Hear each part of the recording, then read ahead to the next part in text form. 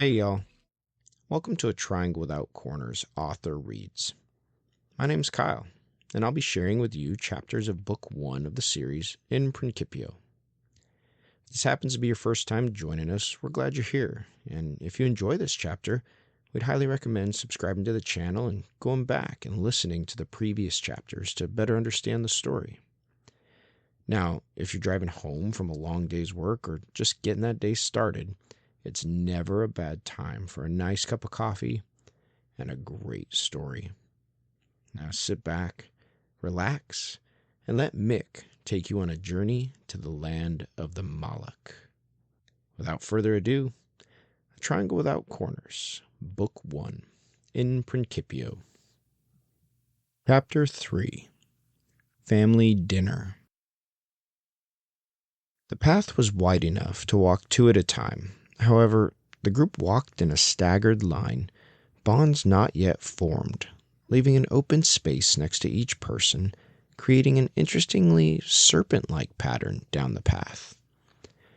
Our humble clothing of a simple one-piece, off-white, sleeveless cloth ending just above our knees, and a simple soft rope as a belt, gently swayed as we walked. The sandals on our feet were of a soft, sturdy brown leather, the straps ending at our ankles, providing durable support. The pine trees remained incredibly thick, not only on both sides of the path, but also over our heads, causing the mind to wonder what lay beyond the trees. The reality was we did not know the place we just came from, nor the place we were going. I suppose in this moment, the unknown actually fit quite well. Interestingly, the thick foliage surrounding us should have prevented any meaningful light from illuminating the path. Yet, we were able to see clearly, as if the sun itself shone upon the path. App, the first to follow Speaker's son down the path, eventually found himself walking side by side with him. Speaker's son engaged him in a conversation, clearly light-hearted, as evidenced by jovial smiles and an occasional laugh. However, the word shared could not be heard. One of the Malakh that had followed App in the meadow was not far behind them, followed by Tabby, and then myself. While some of us had a certain element of caution built into our personalities, there was never any indication or apparent need to be cautious in this environment we were in. The meadow not only appeared tranquil, but also filled the hearts with peace. This path we now walked on, mind you, a path of unknown, leading towards more unknown, was yet still full of peace. This place knew no evil, and your mind and heart could feel this. We continued down this path, most of us intently peering at the foliage around us, some exchanging brief words amongst each other, App and the Speaker's son still engaged in conversation. As a shepherd overlooking a flock, he would occasionally look back to ensure he had not lost any of us, a satisfied look on his face each time. He was such a captivating person, possessing an obvious father-like personality, yet childlike joy and enthusiasm. He and App conversed as lifelong friends might, the son always taking a deep interest in App's questions and responses. As we continued to walk, the path began to broaden until the trees began to thin, eventually leading to another clearing. In the clearing was a large raised platform with large white pillars lining the perimeter of the platform. The pillars sustained a massive roof, the edge of which was elegantly adorned with all manner of vines and greenery. Flowing through the greenery was a glassy, clear liquid, unconstrained by any material, yet flowing in sync. The pillars had vertical grooves molded into them, with the unknown liquid gently falling from above the pillar, following the lines of the grooves. The bases of the pillars had solid, bowl-like objects where the liquid would flow out of sight. In the center of the raised platform was a table, The son stopped, turned to look at us, and smiled the smile of a child showing his father his newest Lego creation, as if he'd been waiting for this moment for a very long time. At this point, there was timid hesitation amongst the Malakh as to what to do next. 11 of us gathered at the edge of the clearing while App, full of bold curiosity, walked ahead of the son and approached the platform. The son gently waved us onward toward the platform, nodding reassuringly, as if the structure and the table within had always been ours. App stepped onto the platform first and looked around in stunned amazement, the rest of us following not far behind. There were beautiful marble-like steps to the side. However, I proceeded to step onto the platform without their assistance and looked around in awe. The table at the center of the platform was a large, dark wood, triangle-shaped table with flat edges in place of each corner of the triangle. The table was ornately carved, appearing to be sanded or manipulated to a beautiful, smooth finish. There were 15 chairs at the table, one placed at each of the flat corners, and 4 chairs between each corner. The sets of 4 chairs were each carved of a different yet just as beautiful dark wood, with a symbol carved, or burned, or perhaps stamped into the top of each chair near where one's head would be. The symbol looked like a thicker triangle, with a thinner triangle inlaid in it. However, where the corner should have been on the thicker triangle was flat, the points of the inner triangle gently touching the flat area that should have been a corner. The 3 chairs at the flat corners were different from the other 12, each possessing unique characteristics. While there was not necessarily a head of the table due to the shape, one of the 3 chairs was clearly the seat of honor and could be thought of as the head. This chair was larger than the others, innately carved and trimmed with a yellow metal. Interestingly, the 3 chairs at the corners of the triangle table did not possess the symbol, the others did. Standing next to the gold-trimmed larger chair was Speaker. In that moment, I recalled him standing next to Tabby in the meadow and asking if we were hungry. However, whether it was due to being captivated by the Ruach or being caught up in observing the other Malakh, I do not recall him walking with us down the path. Yet, there he stood, waiting for us. He was patiently observing us, a twinkle in his eye, an obvious pride in his smile.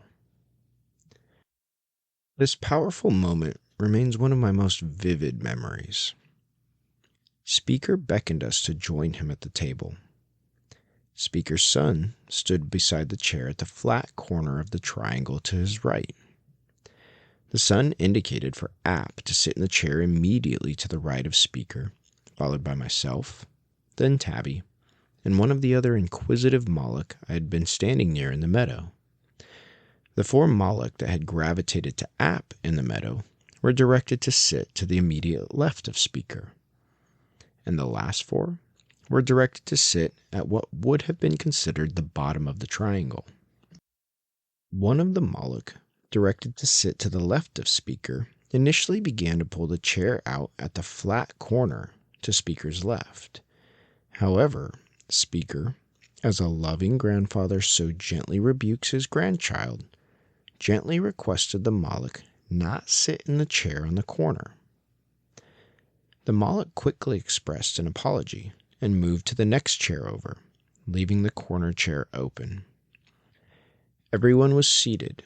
However, all eyes remained aloft in awe of the intricate vines traveling around the edges of the ceiling and pillars, and more interestingly, the liquid flowing around them.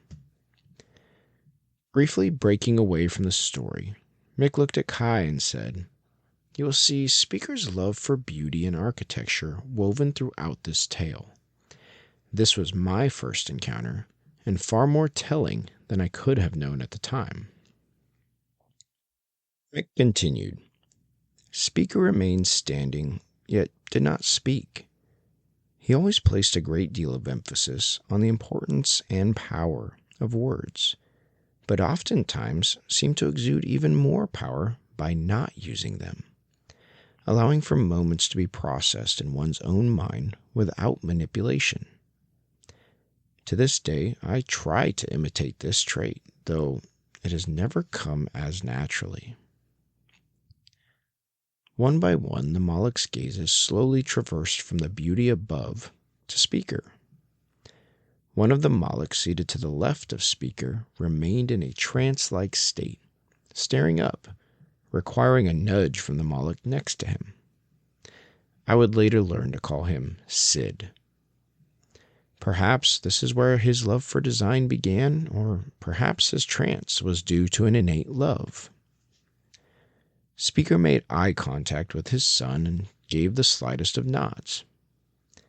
He then looked at the empty chair in the other flat corner of the triangle table.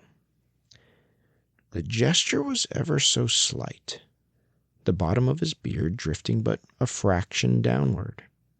However, I believe I saw him nod at the empty chair. He then turned to his right, his piercing yet gentle gaze meeting App's eyes, and he stated, "Welcome." He then proceeded down the line. "Welcome, Mick. Welcome, Tabby. Welcome, Raph." Passing over the flat corner where the sun was seated, he then looked at the next Malakh and stated, "Welcome, Uriah. Welcome, Rag. Welcome, Zara. Welcome, Sal." Passing over the empty corner chair, he then continued, "Welcome, Sid. Welcome, Coca. Welcome, Ram. Welcome, Asa." With a tone and volume of controlled strength only Speaker could embody, a projection as if giving a pre-game speech, yet the gentleness of a clinician speaking to a patient laying on a couch, Speaker stated, "I have spoken each of you. You are my greatest work. You are not a guest at this table, but a family member. You have each been spoken with unique qualities, innate traits, and special gifts, all of which will be brought to light in its time. You are the first of the Malakh, the 12. More Malakh will be spoken at the proper time.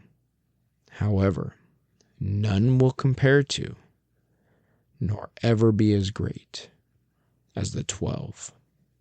You will lead, you will serve, you will be part of my council."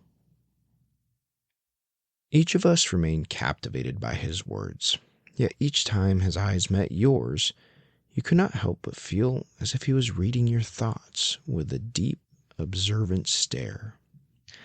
The sun sat silent, simply taking in the scene as one might a sunset from a pier hanging over the beach. The sun always projected such joy, such contentment. Speaker continued, "You each are a citizen of the land of Doxa, and your charge will be to care for this land and all within it. Look around the table." Speaker allowed for each of us to slowly work our gaze around the table, using methodical silence to fill a void words never could. You are as brothers, as family, and you will first care for one another. Speaker again used silence to allow the words to gather weight as a faucet filling a bowl. He then continued, "While there are a great many important things we must discuss, none are more than the first. Let us eat."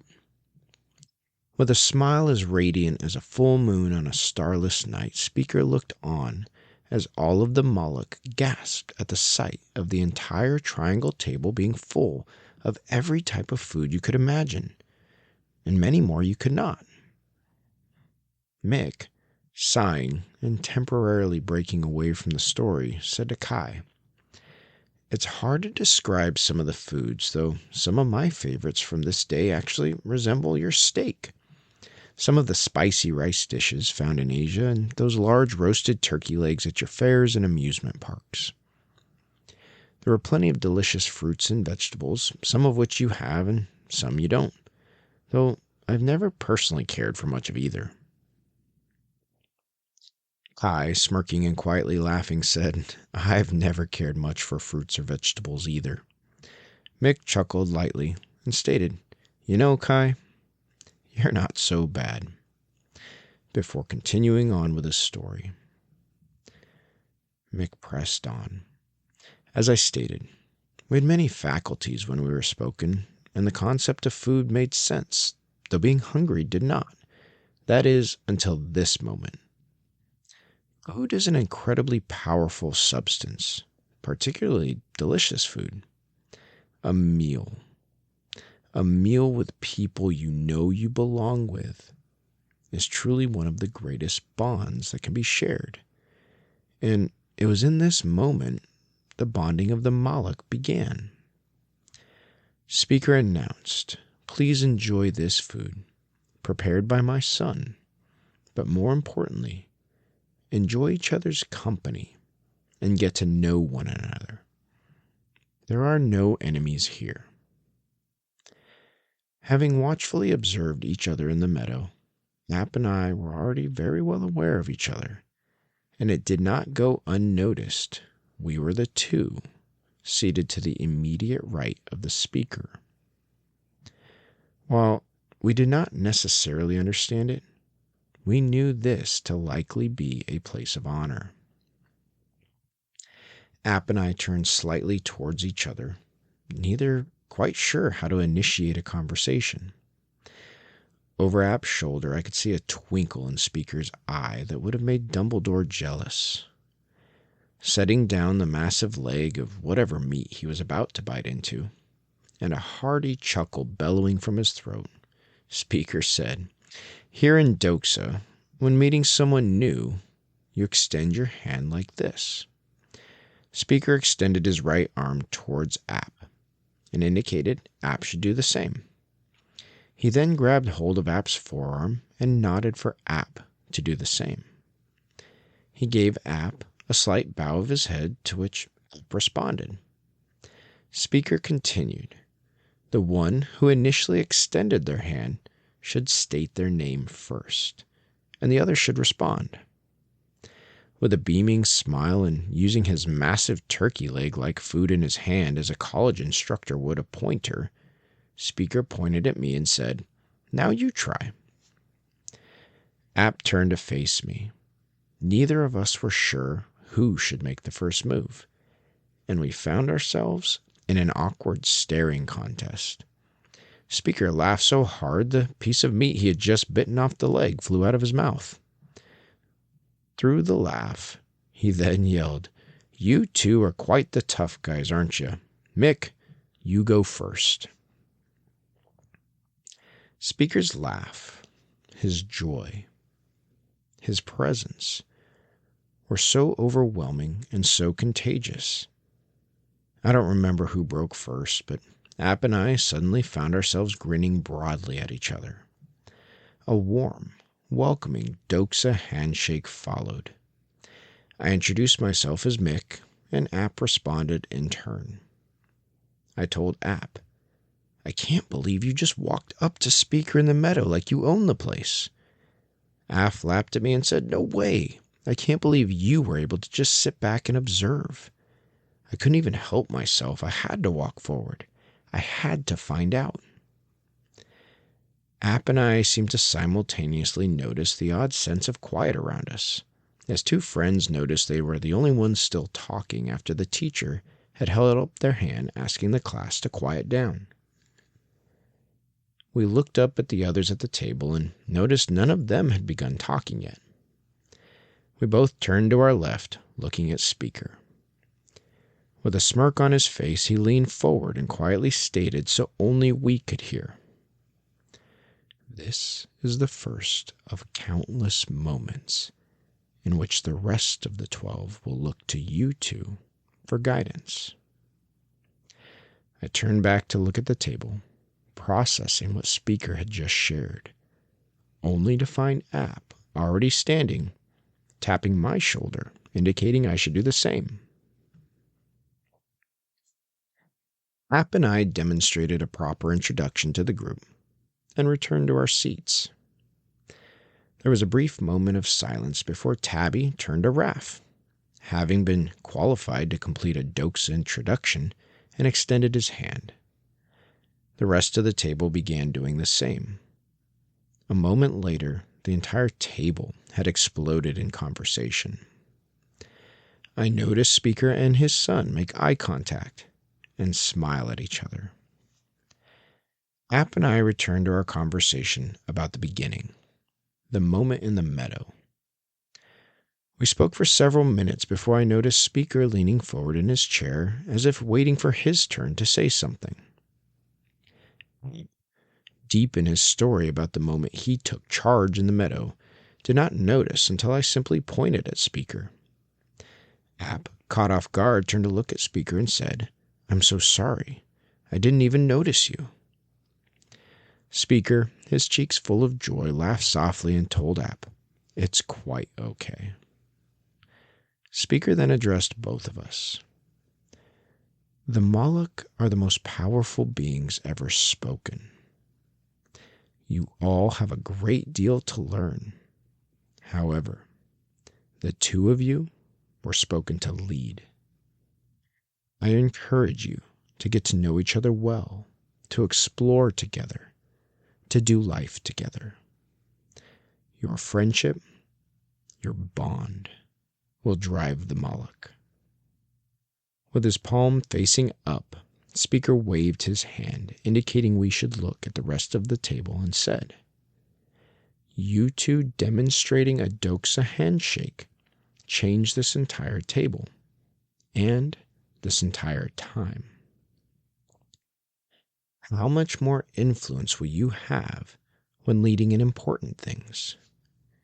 Do not ever take that for granted, for it is the proper manner of things."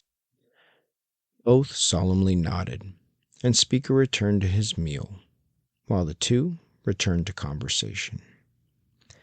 The conversations continued around the table. The Doksa does not have time, so there is no way to measure for how long. Eventually, Speaker stood, and his son walked around the table to join him.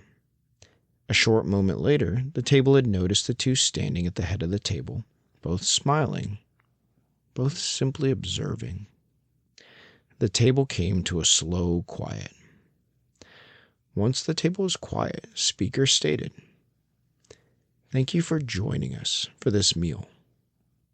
This is your home and your table with many memories to come. I'm sure many of you have questions. Are there any we can answer now?" There was a quiet murmuring around the table, though none bold enough to ask a question, until App stepped forward, of course. At the sight of App stepping forward, Speaker began to chuckle again, slowly shaking his head, and obviously thoroughly entertained, stated, "And what might be your question, dear App?" App, with no hesitation, responded, "You say we were spoken by you. You have shared this delicious food with us. You've even shared customs with us. Yet, we don't know why we are here." Speaker, with a smile still on his face, but now a twinkle in his eyes, responded, "I didn't hear a question in there." Leaning back in my chair, stomach full from the delicious food, I said, "You know, App, he does have a good point there." The entire table erupted in laughter, including App. App then amended his statement and asked, "Why are we here?" Speaker, twinkle still in his eye, but now a contemplative look, and a deep stare into App's eyes, sat silently. In my head, I was thinking there's no way he didn't know that was the first question that would be asked. In hindsight, he had probably already read App's thoughts and knew it would be asked. Speaker, after a slightly awkward period of silence, responded, "You have seen the intricacies of this platform and table. You have seen the beauty of the meadow. You will see in time my love for beauty, my love for joy, my love for creativity, my love for the proper manner of things. You will also see my love for friendship, my love for relationship, and my love for the intangible all these things create. This is why you all were spoken. You are this. In short time, you will see other things I've spoken. Animals, nature, architecture. Yet, none compare to you. Soon, I intend to speak many, many more Malakh, but none will be equal in power or capabilities to you, and it will be the 12's duty to lead them." The silence was deafening.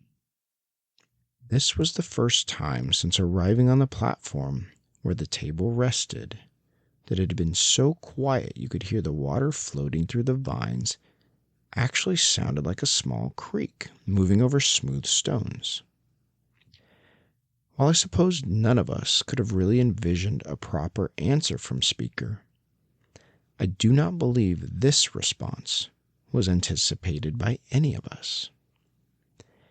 App turned to look at me, a sense of camaraderie, a sense of a shared goal written into his eyes. We were the 12. We were spoken to exemplify beauty and creativity. We were spoken to lead.